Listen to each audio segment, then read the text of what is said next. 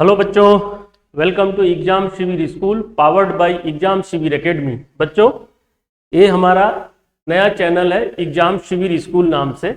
ये एग्जाम शिविर एकेडमी जो कि कंपटीशन लेवल की प्रिपरेशन कराती है आपको, ये अब एग्जाम शिविर स्कूल जो है आपको बोर्ड लेवल की प्रिपरेशन कराएगी। फर्दर हम धीरे धीरे नीट की तरफ, जेई की तरफ प्रोसीड करेंगे, बट अभी हम बोर्ड की प्रिपरेशन कराएंगे।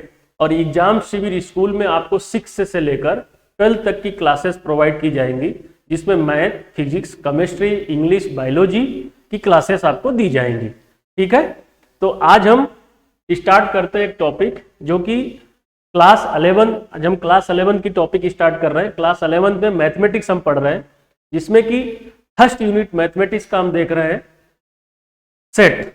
ठीक है, सेट के बारे में हम पढ़ेंगे।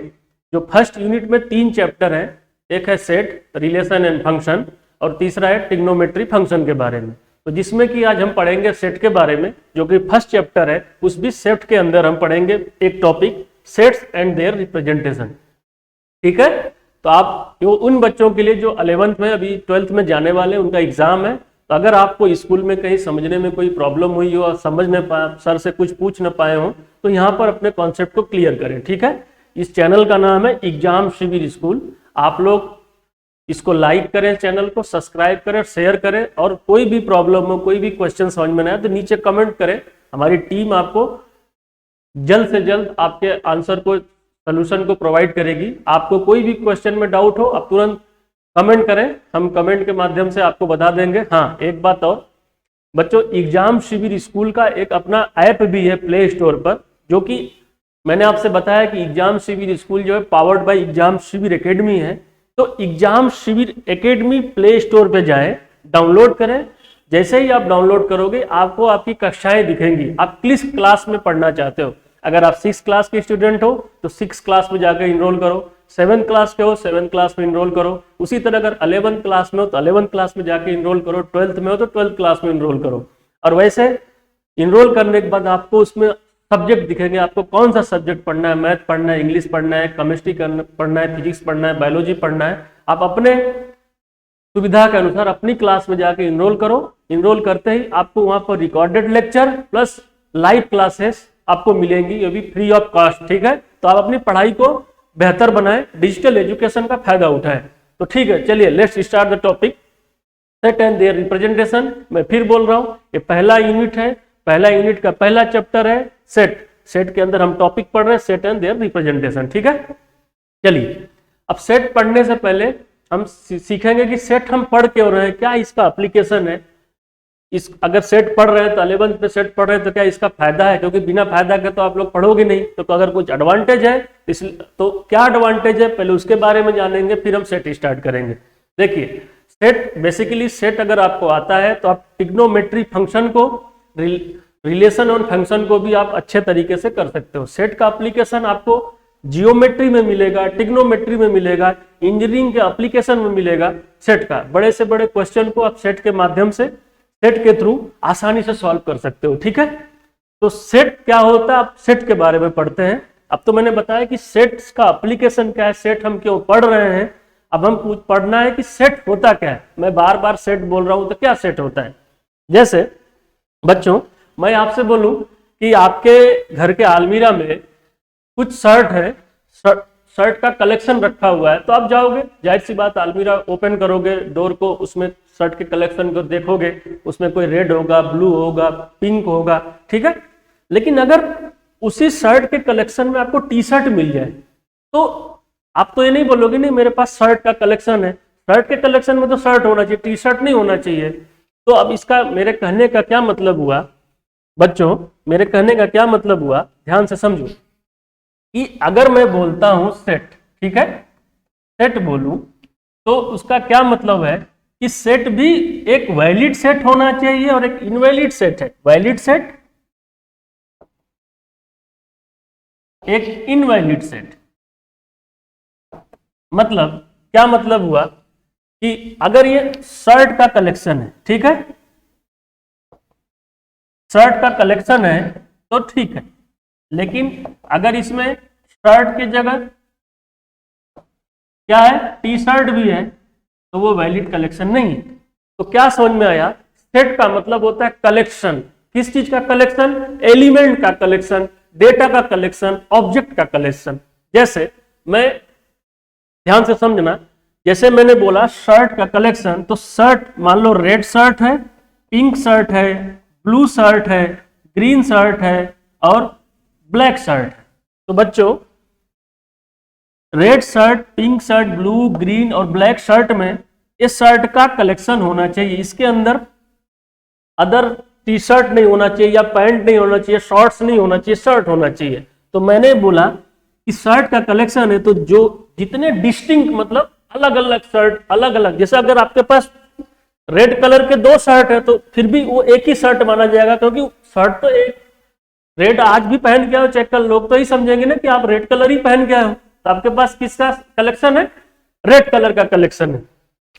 तो देखो इसमें अलग अलग ये जो red, pink, blue, black, green, ये जो है ये एलिमेंट बोलेंगे इसको, एलिमेंट,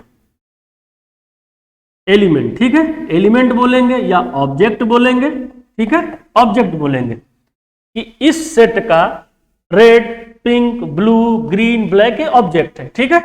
चलो अब मैथमेटिक्स, ये तो मैंने ट्रांसलेशन में वर्ड में समझाया, मैथमेटिक्स के लैंग्वेज में हम सेट को समझते हैं कि सेट होता क्या है, ठीक है।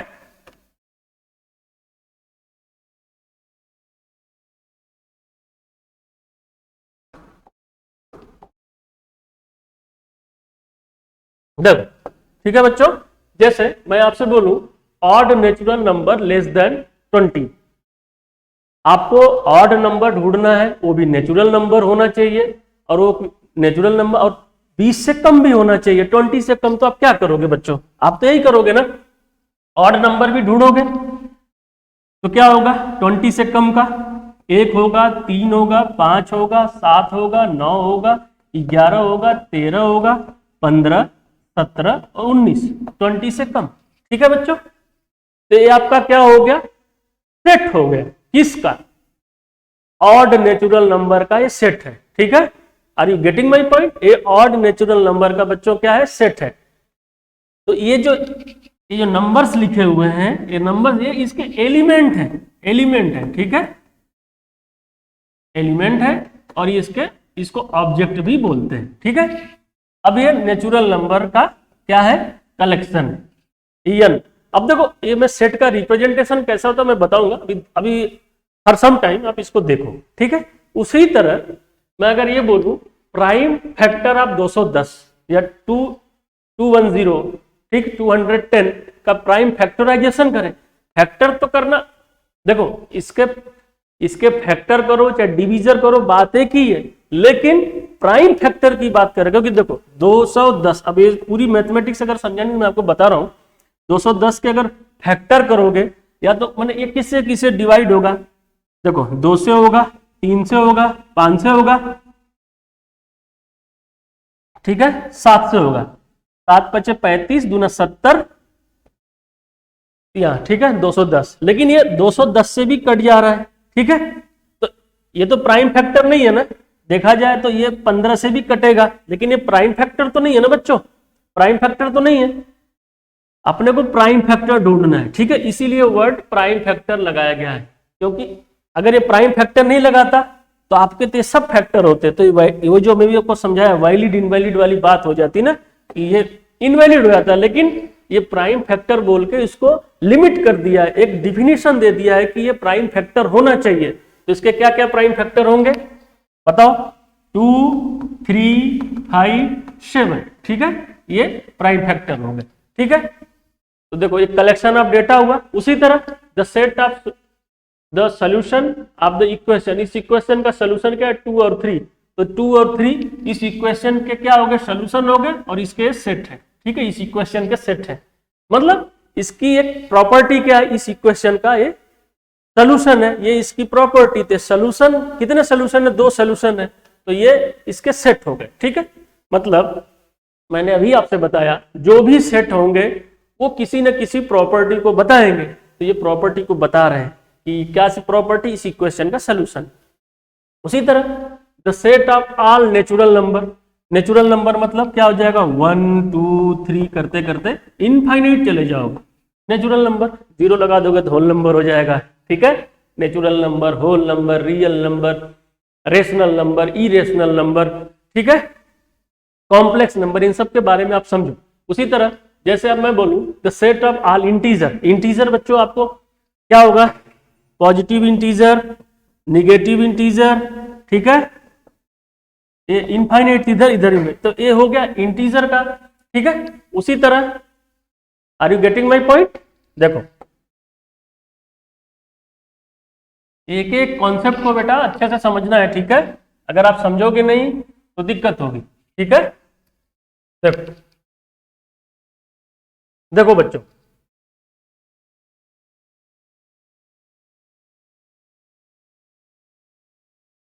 अब क्या है, द सेट ऑफ इंटीजर हो गया, the set of all rational number. Rational number के मतलब क्या होता है बेटा, रेशनल नंबर का मतलब P बाई क्यू के फॉर्म में लिखा होना चाहिए, P बाई क्यू के फॉर्म में होना, Q नॉट इक्वल टू 0 होना चाहिए, मतलब इसका डिनोमिनेटर 0 नहीं होना चाहिए, ठीक है।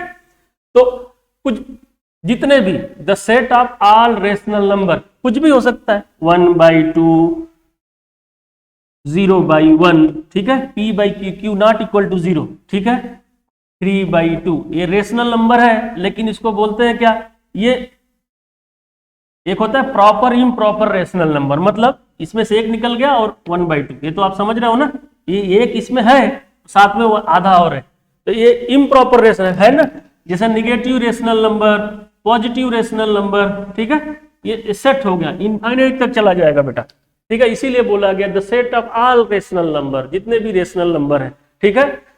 मैं क्यों ऐसा बोल रहा हूं, क्योंकि ये सब वैलिड है। कहीं से भी आपको ऐसा लग रहा है कि नहीं ये नहीं तो ये हो सकता है, कहीं से नहीं लग रहा है, इसलिए वैलिड है, ठीक है। The set of all real number, जितने भी नंबर आप देखते हो बेटा, आपको पता है ना, even number, odd number, rational number और इरेशनल नंबर, इरेशनल नंबर और क्या हो गया, इंटीजर, ये सब रियल नंबर होते हैं। इंटीजर, इंटीजर का नोटेशन क्या होता है, आई से होता है, ये सब रियल नंबर होते हैं, ठीक है। तो ये सब क्या है, रियल नंबर है। और जैसे मैं ऐसे बोल दूं आपको -1 होल रूट, ठीक है, रूट -1, ये क्या है, ये रियल नंबर नहीं है। क्यों नहीं है, इमेजिनरी नंबर है, ये तो आपको पता है ना। इसका मतलब क्या होता है, इसका मतलब होता है आई, ठीक है। Are you getting my point? तो ये है सेट है ना, ये क्या सेट है, जितने भी इसके बीच में नंबर आएंगे उस सबकी प्रॉपर्टी क्या है, रियल नंबर है।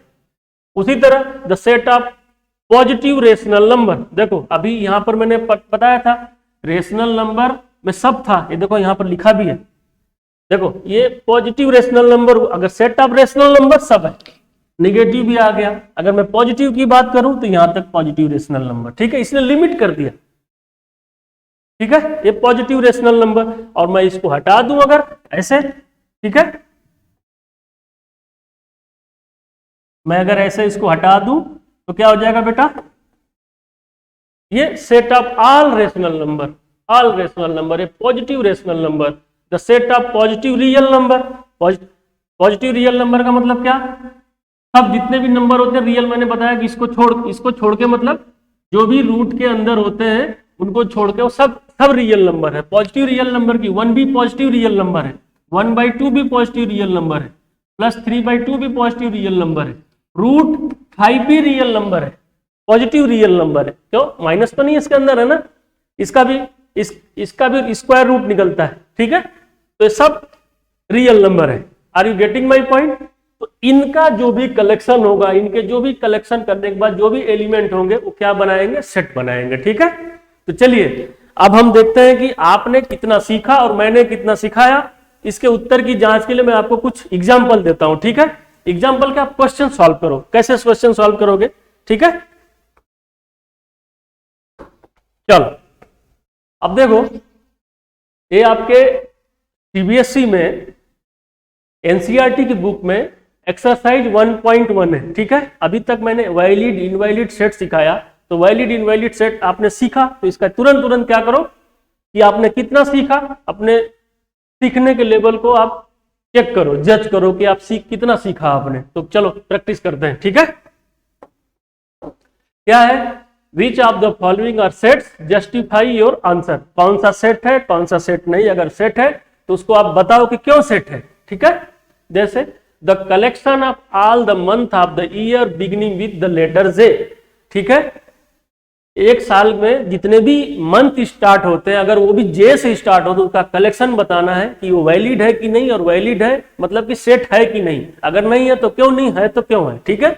तो देखो कलेक्शन, जैसे ही कलेक्शन, मैंने बोला था ना कलेक्शन मतलब क्या होता है, सेट होता है। किस चीज का सेट, हर चीज को बच्चा समझ समझ के पढ़ो। कलेक्शन किस चीज का कलेक्शन, मंथ, आप ईयर के मंथ का, कौन से, जो कि लेटर जे से स्टार्ट होता हो, ठीक है। Are you getting my point, J से स्टार्ट होता हो, ठीक है।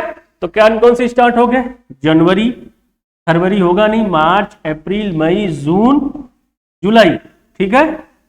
अगस्त, मार्च, अप्रैल, मई, जून, जुलाई, अगस्त, सितंबर, अक्टूबर, नवंबर, जनवरी, फरवरी, मार्च, अप्रैल, मई, जून, जुलाई, अगस्त, सितंबर, अक्टूबर, नवंबर, मतलब 3 ही हुए।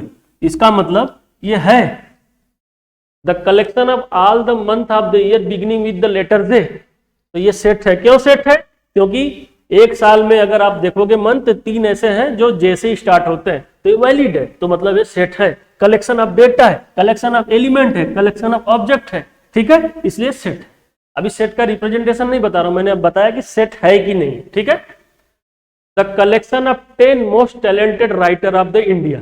अब देखो बेटा, मैं आपसे पहले इस क्वेश्चन को बताने से पहले मैं आपको practical day to day life एक एग्जांपल देता हूं। मैं अगर आपसे बोलूं कि आपके क्लास में कितने तेज बच्चे हैं, तो ये बता पाना मुश्किल है, क्योंकि मैंने तेज बच्चे की बात बोला, होनार की ब्राइट स्टूडेंट कौन है ये बोलना मुश्किल है। क्योंकि आप अगर ब्राइट स्टूडेंट किसी एक पर्टिकुलर स्पेशलिटी को लेकर आप बताओगे ना, मैंने वो नहीं बताया कि किस चीज में ब्राइट है। मैंने ये नहीं बोला पढ़ने में ब्राइट है, कि वो बात करने में ब्राइट है, कि वो मैनिपुलेट करने में ब्राइट है, कि वो इंग्लिश बोलने में ब्राइट है, कि वो क्लास में मॉनिटर है, इस चीज में ब्राइट है। मैंने ये कोई कंडीशन नहीं लगाया। मैंने बताया कि क्लास में अगर ब्राइट स्टूडेंट है तो उसकी संख्या कितनी है, तो ये बता पाना मुश्किल है कि नहीं। आप बताओ, इसमें आप कहीं से कोई लिमिट लगा पा रहे हो, कहीं से कोई डिसीजन ले पा रहे हो कि किस बच्चे को मैं बोलूं कि वो तेज है, कौन सा इमिरिटस स्टूडेंट है, ये तो नहीं बोल सकते। ये बोल सकते हो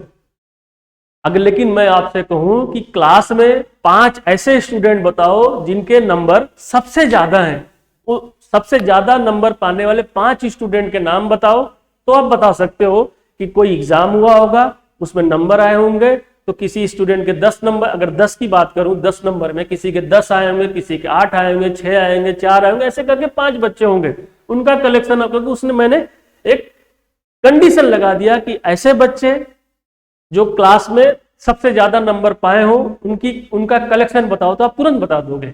लेकिन मैं बोलूं सबसे क्लास में 5 बच्चे बताओ जो तेज हैं, तो ये कंडीशन है तेज है, लेकिन किस हिसाब से तेज हो वो कंडीशन वो आपको नहीं पता, तो कलेक्शन नहीं होगा। उसी तरह अब इस क्वेश्चन पे आ जाए, the collection of 10 most talented writer of India. तो देखो इंडिया में तो बहुत राइटर टैलेंटेड है, लेकिन अगर आप बोलोगे यही सबसे ज्यादा टैलेंटेड है, तो उसका कोई कंडीशन नहीं है, तो ये आप नहीं बता सकते। इम्प्लिसिट है, मतलब अस्पष्ट है, नहीं बता सकते, तो ये क्या होगा, इनवैलिड होगा, ये सेट नहीं बनेगा। Are you getting my point. चलिए, the team of 11 best cricket batsman of the world. अब देखो दुनिया के 11 बेस्ट बैट्समैन की बात करें हम, उसके बारे में पूछ रहा, तो क्या बता सकते हो। अब बैट्समैन हो सकता है किसी खेल में उसने अच्छे रन बनाए हो, किसी खेल में सेम वही कैंडिडेट रन न बना पर 0 रन पे आउट हो गया हो, तो आप ये नहीं बोल सकते कि ये मोस्ट टैलेंटेड या बेस्ट क्रिकेटर है, ऐसे नहीं बता सकते, तो ये भी सेट नहीं बनेगा। उसका कलेक्शन आप नहीं कर सकते। देखो the team of 11 best, team मतलब क्या, एक से ज्यादा लोग हो गए तो टीम बन गया। टीम मतलब क्या, कलेक्शन। जब आप 11th में लास्ट चैप्टर में जाओगे, प्रोबेबिलिटी पढ़ोगे, तो मैं प्रोबेबिलिटी में सिखाऊंगा कि कलेक्शन क्या होता है, टीम क्या होता है। मतलब होता कुल मिलाकर एक से ज्यादा हो गए, ग्रुप ऑफ पीपुल हो गए, वो टीम बन गया, वो कलेक्शन हो गया, ठीक है। उसी तरह the collection of all natural number less than 100। तो ये बता सकते हो क्योंकि इसकी कंडीशन लग गई कि सभी नेचुरल नंबर लेस देन 100 का बताना है, तो 1 से लेकर 99 तक। ठीक है, ये कलेक्शन है नेचुरल नंबर का लेस देन 100। ठीक है, तो ये है वैलिड है, जस्टिफाई है इसका आंसर, ये सेट है। ठीक है, यहां पर देखो उसी तरह एक collection of novel written by the writer Munshi Premchand. जाहिर सी बात है बेटा, मुंशी प्रेमचंद ने जितने भी नोवेल लिखे उसका कलेक्शन है। मैंने दूसरे राइटर की बात तो पूछा नहीं, मुंशी प्रेमचंद की बात पूछा, तो मुंशी प्रेमचंद क्या है, इनका कलेक्शन है। ठीक है, गबन है, गोदान है, ठीक है, ये सब उनके उपन्यास है। उसी तरह the collection of all even integer, integer तो बताना है लेकिन वो भी इवन बताना है, तो बता सकते हो आप, इंटीजर वो भी इवन बताना है, तो बताओ बेटा। 2 ये इवन इंटीजर है, 4 इवन इंटीजर है, ठीक है, 6 इवन, ऐसे करते इनफाइनाइट तक जा सकते हो। इसका कलेक्शन आपको, एक मिनट,